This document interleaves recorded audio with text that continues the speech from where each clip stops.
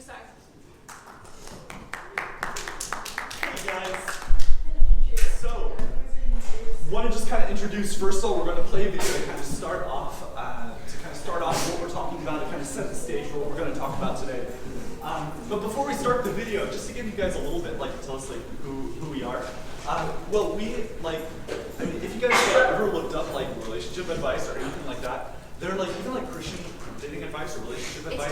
It's terrible. It's literally, it's really bad. It's all about what not to do. Don't do this, don't do that, don't do this, but nothing about actually building a godly relationship, how that's supposed to look like or anything like that. So we decided we wanted to change that, actually have something about actually building, how to actually go about building a godly relationship. So that's kind of what we're going to be talking about today, is talking about the importance of being friends first and how to kind of develop godly friendships that will lead to godly relationships. So that's what we're going to be talking about today. So anything else you want to add for me? No, I think we'll add more after the video. I'm sure all of y'all can see. That's good. That's good. Okay. All right. Friend zoned? Do you want to know why just being friends with somebody isn't always a bad idea? Do you ask as many questions as I do? If not, stay tuned.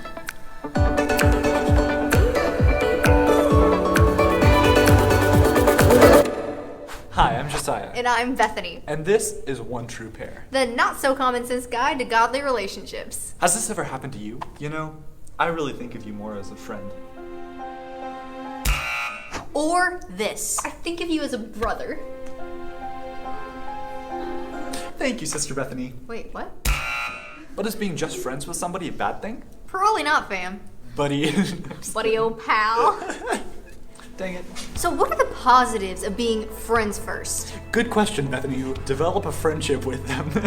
No, but that you really get to know them on a deeper level. You're not putting your best foot forward. It's a common dating philosophy that you get to know somebody while you're dating them, right? I think that's a big mistake because you're introducing feelings and emotions into it with somebody who you really don't know. It's really important to get to know somebody first as a friend because later on when emotions start to develop and stuff, it becomes a lot more difficult to separate the two. That's why communication is so important, and you get to learn fully how someone communicates when you're friends first with them, because you see them in different situations. You don't just see them on a date with you. You get to see them with their family or with the people they like, with the people they don't like. How do they respond to their teachers? How do they respond to fellow classmates? You get to see them in different situations and get to know them better as a person and not just a love interest. Now, some of you may be wondering, how do I get to know these people? Because every time I meet someone, I'm like, oh, I think I could like them as more than a friend. In community, it's really cool how you get to know someone better without having an agenda behind it. If you just get to know someone as an on-the-date thing,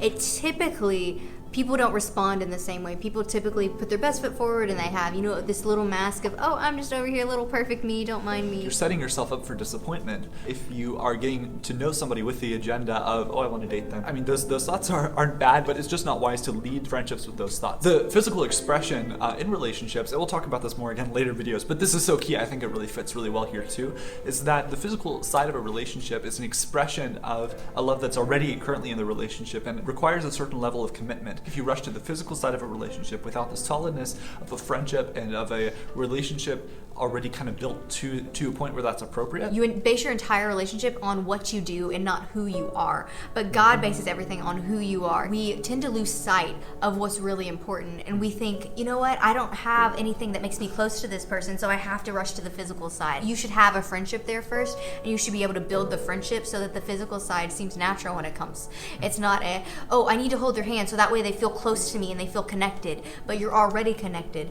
because you have the friendship there first. I think people often see compromising as the commitment that they don't actually have there. So people typically will compromise on what they believe and what they know to be true to try to create a fake commitment. It's not real because there's nothing to back it up. Your commitment is off of what you do physically. So if that's taken away from you, there is no commitment there. Being a team with somebody for a lifetime is so much more than just superficial similarities. You're setting up your relationship for success later on in starting with a friendship. When you see someone as just a friend, you can see their flaws a lot easier than if you like someone. People compromise so easily when they like someone. They're like, oh, well, that's not that important to me. Oh, they do drugs. Oh, that's not that important to me. No biggie. Everyone takes ibuprofen. No, that's a big deal. I would have cut that out. Some little things are big deals when they go to your future with someone. You know, I don't know how many people I talk to who are into their third and fourth dates with this person who they haven't known very long beforehand, but who also have no idea what this person's relationship is with God, and even more importantly than that, what they're doing to grow their relationship with God. Because that's also something that you're going to be doing together as a team, is growing that relationship with God together as a couple, as a team. When you ignore little things that amount to a big thing in the end, it's because you have a false lens that you're looking through to see this person as, oh, I like them, not they're a friend to me, and I can see them for who they really are. So what does this look like practically? Well, how do we build friendships? We go around people, which leads us back to our last video of community. So you have to be in community to build friendships and to know people for who they are.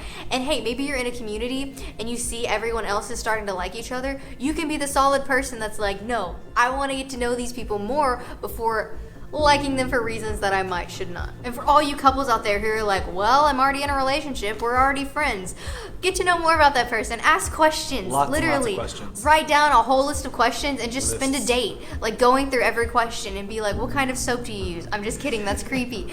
But come up with legitimate questions. Wait, like, what soap do you use? like, what's your favorite kind of popsicle? Because these things could be important later in life. You don't know. You might end up Do they buying like them avocado popsicles. Popsicles? But no, it's really important. Come up with a list of questions. You can make it a fun thing where you both contribute questions and you ask. They can be as silly as you want or as serious as you want. You can get deep and spiritual, or you can be more, what's your favorite kind of food? What's your favorite kind of music? You know, you do whatever is fun, but get to know more about the person that you're with. Somebody who studies communications. It's a communication term for it too, right? Fragile intimacy. So could you explain like that illustration really quickly? Yeah, fragile intimacy. So it's like for those of you that watched the video before, when we talked about the onion and the different layers, fragile intimacy is when you know about one part of person's life. You may know deeply into this. You know, oh, they like movies, and their favorite kind of movies are these kind of movies, and their favorite ones. So you know so much about that one area of their life, but you don't know anything else. And that's called about depth into a person. So you know depth into a person, but only in one area.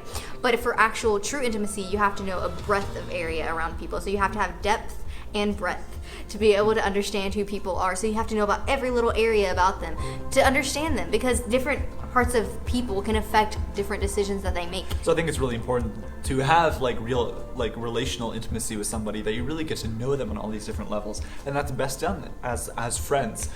So you know, I mean, ultimately you want your partner for life to be your best friend, and so you want to build the relationship on a solid friendship. But if you don't have that foundation of friendship, it gets really difficult to kind of insert that back into the relationship.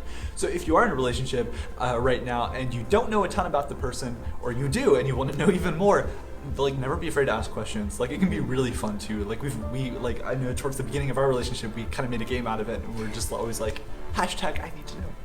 Asking all these questions, just really fun questions, and just have fun with it, but get to know the person on a deeper level. And like Bethany was saying too, it can also be deeper, more spiritual stuff too, which is also really, really important to know. But it doesn't just have to be really somber, serious stuff. You can also have fun with it. And again, if you can't have fun with the person, you really need to be with somebody who you can have fun with. So to close us out for today, remember to build community and build friendships and ask lots of questions. Lots of questions. And trust that in making friends, God's going to lead you to the right one. Get it? See what I did there? Yeah. So I guess that wraps it up for today. If this video resonated with you, if you were able to get something out of this today, please do us, you, and your friends a favor and share this video on all the social medias. And drop us a comment below if you've got any questions. If there's anything that you want us to cover in future videos, anything you've got questions on, feel free to drop us a line below, or otherwise in the description there's also an email address. You can feel free to send us an email. Feel free to ask us any questions. And while you're at it, if you want more content like this, hit that subscribe button. We'll catch you on the flip side. Make sure to tune in next week.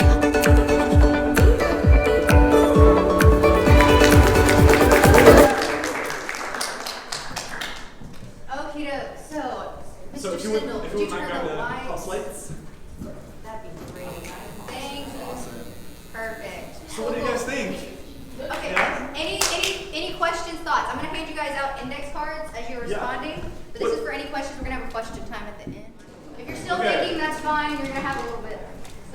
So cover some of kind of the main points of the video, try to kind of make it a little bit more practical for you guys, try to kind of expand on it a little bit. So you guys have heard, I'm sure you guys have heard BFFs, right? What does that stand for? Best friends forever. Well, here's like an easy way to remember the point of the video. Hey guys, listen up. Attention up here. You guys can write. If you guys have a question, that's awesome. Please be quiet so that everybody else can pay attention, okay? Okay, BFFs. So this will be an easy way for you to remember kind of the main point of the video, is to think of it best friends first. BFFs, best friends first. So you want the person that you spend the rest of your life with to be your BFF. You want them to be your best friend. But you want to be best friends first before you ever get into a relationship. So people get it backwards. They try to pursue the romance aspect of it, the knight in shining armor, before pursuing a friendship. But it doesn't work. It's like trying to put in the foundation to a house after you've built everything else. It doesn't work, right? You have to put in the foundation first. You need a strong foundation of friendship in order for a strong relationship to form. So in order for a relationship to stand the test of time. So it's really important that it's built on a strong foundation of friendship. So I think a lot of people are worried that they'll get stuck in the friend zone, right? If you are friends with them first, they will never get out of that, right? So honestly, that was something that I was concerned about first because Beth and I were friends for I think something 3 years or so before started dating. And so that was honestly something that I was worried about too. But you see how that turned out. So don't worry too much. Don't worry too much. But so do some couples succeed without having known each other very long? Yeah, it does happen. But many couples run into problems later because they don't know everything about their significant other. They haven't seen them in different situations. They haven't gotten to kind of really figure out who this person is, besides just very superficially, kind of how they present themselves to everybody. So they've been only seen them through the lens of liking them. And so these are the kind of people where you hear them say many years down the road, I feel like I don't even know you. It's if you actually take the time to really get to know them as friends first, it'll so pay off in the long run because you really get to know the person for who they really are, not just kind of who they present themselves as. Yeah, and it's super important to get to know someone past the hi, how are you, good, how are you level. Because that's very superficial. Do you guys know what superficial means? Anybody want to define it for me? What? I said I will after you tell me. Okay, anybody that said that they know what it is, raise your hand. You want to explain it? It's weak. Yeah, it's really weak. It's surface level. So you're yeah, I know that they have brown hair. Everyone knows that. So you know something that everyone else knows. But you need to get to know deeper about someone in order to be able to know if they are similar enough to date you, if you believe the same things. You get to see them in different situations like Josiah was talking about. So now we're going to ask you guys a question, okay? Raise your hand and we'll call on you so it's not chaotic. But what do you guys think could be some important situations to see people in before you consider dating them? We mentioned some in the video, seeing them around teachers, classmates, family, friends. Do you think there's any situations that could be really important? Getting a bad grade in a class. Getting a bad grade, so disappointment, how do they react to that? Over there, see a hand? Maybe if They're sick? Yeah. when they're mad. When they're mad? Yeah, that one's important. Whenever they're sad, they lost a family member. Mm-hmm. Sad? Any kind of loss? How they react during lots of stress. Yeah, that's really important. Because life is stressful sometimes. Reacting around friends, family members. Yeah, friends and family members, seeing how they react to different people. People they like, people they don't like. How do they respond? Are they still nice to people they don't like or not? That's kind of important. So, to go off of getting to know someone deeper, in the video I mentioned the analogy of an onion. So what is an onion made out of? There's layers, right? So, any of you guys who have ever cut one, it's terrible because you end up crying. But it works for the analogy. So on the surface level are the superficial things. So you get to know okay, yeah, this is what they look like, this is what they don't like, everybody else knows that. But the deeper you go, the more you get to learn about someone. And so what we talked about a little bit in the video is that in order for you to actually know someone, you have to know about multiple things in their lives. So you can insert little wedges into the onion to know more and more about them. So if you know, oh, I now know how they react in stress, I've got a wedge in there. I now know how they react to their friends. There's another one. But if you only know how they react to their friends, you don't know enough about them in order to know if they're potentially worth dating for you. So we decided to make asking questions to get to know people more into a game. And so we have a little ebook that's 101 questions that you can ask people. So we're gonna read some of them as conversation starters, but we're gonna let you guys pick the numbers. So Number 1 through 101. Someone raise their hands. Right here. Me? Yeah. 18. 18. Let's see. So is there a country that you've always wanted to visit? Let's get some responses here. This will be fun. Italy. Italy. Why Italy? I'm just curious. You just want to go to Italy? Beautiful country. Canada. Canada. That's awesome. There you go. Italy. Italy as well. It's a good country. Let's go over here. Brazil. Brazil? Or Germany. Germany. Oh, Hey. fun. Ireland. Ireland? Let's see. Right here. Switzerland. Oh, that's so fun. That's awesome. Let's get another question. Let's get another question. We'll do another question. Another number. Another number. Back in there. What was that? 58. 58. Let's see. What's your least favorite food? Any thoughts on that? Let's go right here.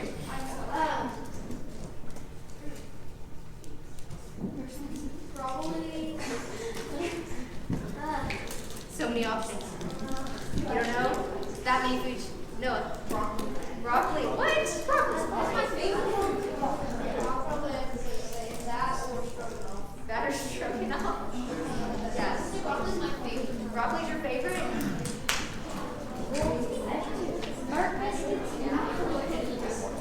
Okay, so you like your biscuits cooked to perfection. What? Mushrooms? Yeah, I'm not a fan either. Yeah, mushrooms. Oh, who doesn't like mushrooms? I've never had Let's do one more question. guys. One more number. Right there. Me? Go for it. 57. 57. My number's actually Do you like hiking? Like, are you like more like an outdoorsy person? How many people here like hiking and outdoors? Raise your hand if you like hiking outdoors. How many people do not? Raise your hand if you don't. Anybody not like hiking? Anybody not like hiking? Really? No, I'm just kidding. I like hiking. I don't like hiking. Okay. So, we just read a few. If you guys want, you can go on our blog and get the whole list of 101 questions and download it. It's a PDF. It's really fun to read through.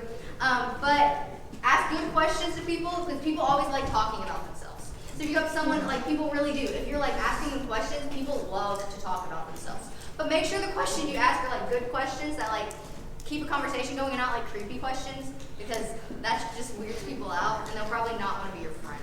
So let's ask good questions and not weird questions. And that's really important. So the importance of like staying in community and like being friends like first with people is you really get to see, right? You get to see like just without an agenda behind it, like not getting to know them. It's like, oh, I kind of like them. I'm gonna kind of get to know them because like it's really hard to get to know somebody like if you already kind of have that like in mind. Like it's really like those thoughts aren't bad. You don't need to like beat yourself up for like having those thoughts. Oh, I wonder if this person like could be like somebody for me. But if you lead with those thoughts, it'll get you in trouble. It's not, it doesn't, it's very difficult to actually get to know somebody genuinely as a friend if you're leading with those thoughts. So the best way is just to get to know people in community, like your classmates or people at church. Just get to know people, but without an agenda. Just get to know them. Find people that you just kind of gel with. You know what I mean? Like you just find these people like you just fit well with. You have a million things to talk about. And don't worry about building that romantic connection with somebody. That will come naturally. But focus on building quality friendships. Focus on building quality friendships. Surround yourself with people who you get along with well. That'll already put you off to a great start. So don't go into a friendship looking for a romantic relationship. In the end, it will only get your emotions involved, and it'll hurt if it doesn't work out. It's so important that you lead with friendship first. Get to know somebody as friends first, and with the right person, that romantic part of it will develop. But first, you want to start with a friendship. Again, that solid foundation of friendship, right? So what are some of the dangers? I want to hear from you guys. Ask you guys a question here too. What are some of the other dangers of getting your feelings involved too quickly? One thing before you answer, everybody can I see your pens and your papers? On the floor, we'll pick them up later. They're very distracting right now. So let's put them on the floor so that way we can pay attention and think about what we're saying, okay? Thank you. Okay, now we can ask the question. So what are some other dangers of getting your feelings involved too early? Have you guys heard the thing for love is blind, right? If you're your emotions, it's really easy to not see stuff that you should be seeing when you like somebody. What are some of the dangers of that? It might not look too good on the outside, but on on the inside, like they're a really nice person, but like if you just see like the outside first, you might not like. Right, there you go. The other person may not have like feelings for you, so like you already like kind of like have those feelings, could like be treating them like differently, and so they're like it isn't slowly. Yeah. No, friends with everyone. That would be good. Any other thoughts on what could be a problem with like getting your feelings involved too quickly?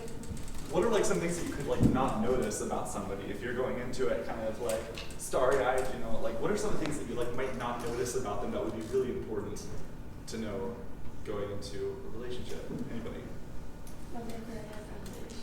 Like anger issues? Yeah, exactly. No? Well, like what they believe. What they believe? Yeah. I think it's important to be, and the Bible talks about being equally yoked. And, you know, like say that your guy doesn't believe in God, well, there ain't no Christmas. Right. That's no fun, folks, no Christmas. And they don't believe in God, and so you want to go to church, or they don't want to go to church, and that's a big power struggle there. You know? Yeah. So being equally yoked is a big thing. Yeah. Do we have another thought over here? One of the guys over here? Anyone have a thought? No? Anybody else before we move on? No? Okay, awesome. So people often will compromise on like their personal like beliefs and you know, when their feelings get involved too quickly, like what you were mentioning with, you know, maybe the person isn't a believer, but you're like, oh my goodness, they're perfect in every other way. So you'll compromise on that and be like, well, is that really so important? Like, I mean, it's just like one day out of the week that, you know, like one starts to compromise on things. So one compromises way too quickly when feelings get involved too early in a relationship. So compromising is great when deciding where to eat, right? Compromising, that's good compromising, but it's not so great when it's not so healthy when you compromise on biblical truth and like on your personal convictions and like what's important to you. Does that make sense? Not at me if you guys are getting this. Yeah, make sense? Okay, awesome. So we talked about in the video how relationships are more about who you are and not what you do. And so I think we see a lot of people in our world, it's like, yeah, we're dating because we hold hands. And that's not at all like, you don't need to identify yourself or your relationship by what you do, because you need to identify yourself as who God says you are, and we can go to the Bible and quickly find out who God says that we are. You can actually look up online, like, who does the Bible say that I am? And there's like lists upon lists of just biblical truths about who you are. So when you're friends with someone or when you're dating someone, you need to be friends or dating. You need to be in a relationship with someone who is firm on who they are in God. So they know, I'm created in God's image to do God's works. And they know that and they walk in that. Because if not, it's a lot easier for them to pull you down than for them to pull you up. How many of you guys have ever seen like the share analogy? Have you not seen that? Okay, a few of you haven't. So it's a lot easier. So say I'm a Christian, so I'm up here and Josiah's not. Just hypothetically. So I cannot pull him up if I tried with both hands, right? But look how easy it is for him to pull me down.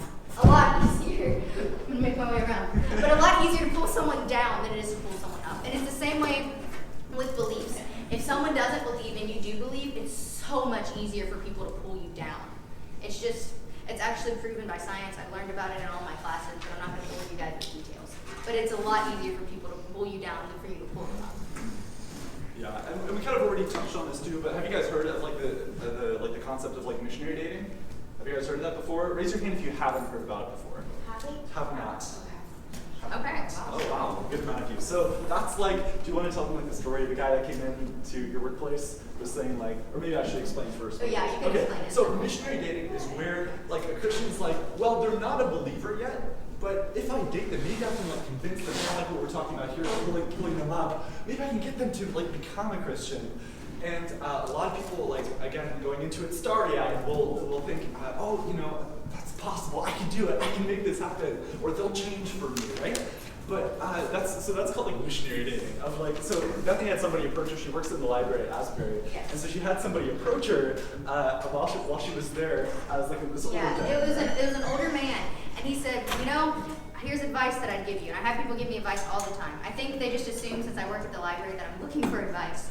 And so he comes up and he's like, you know, if you want to go into missions, go to the mission field for a few years. Don't date one.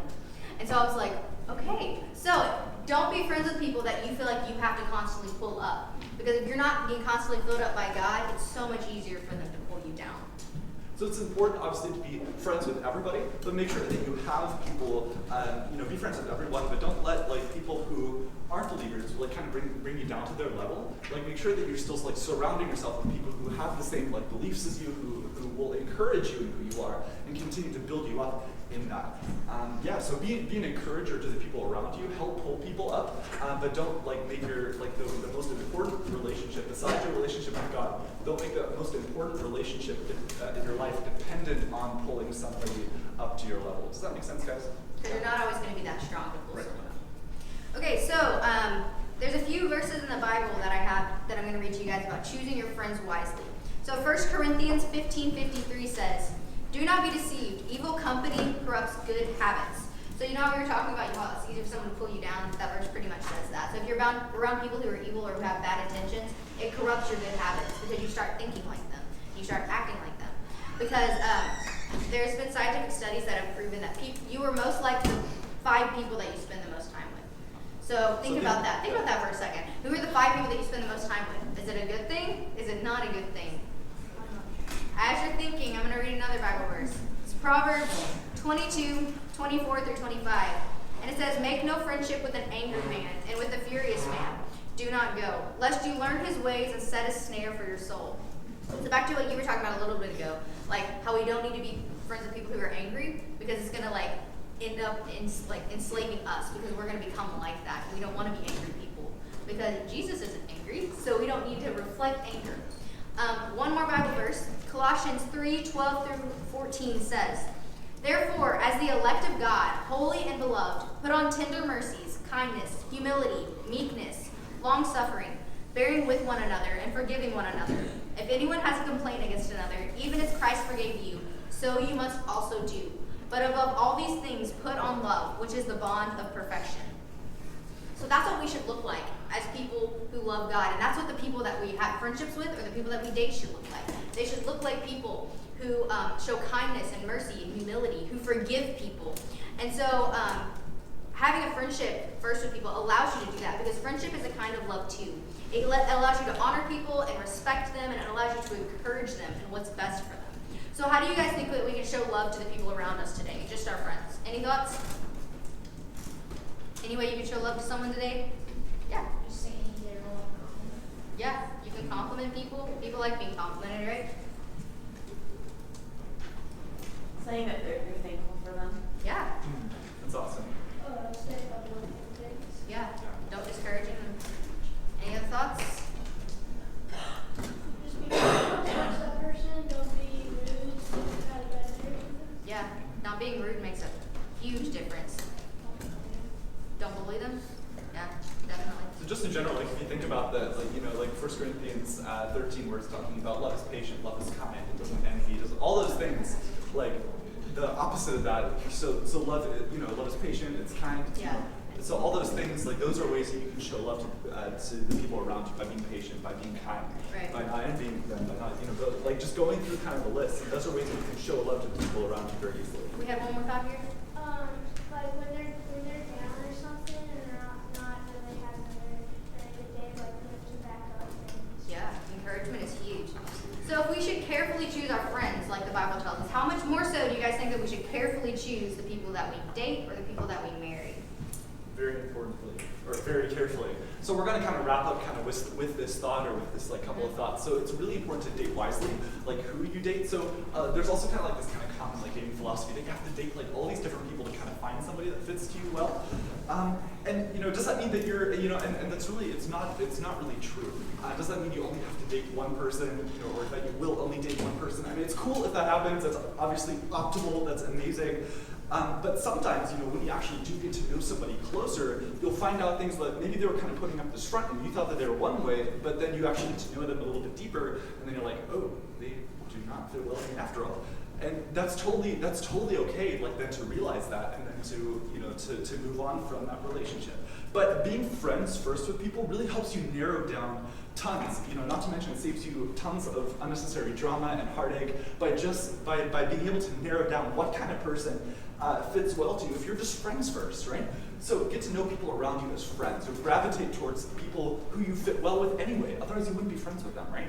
So you'll gravitate towards people that you fit well with, and that'll help you kind of in the long run figure out who will be a good fit for you. So it's incredible finding your teammate for life. A lot of people make it sound like it's this chore, that relationships are this chore, that it's really difficult. It does take effort, but it's the most amazing thing ever. But don't rush into it. It's also one of the most important decisions that you'll ever make in your life. So don't rush into it. Trust God's timing. He'll bring the right person to you at the right time.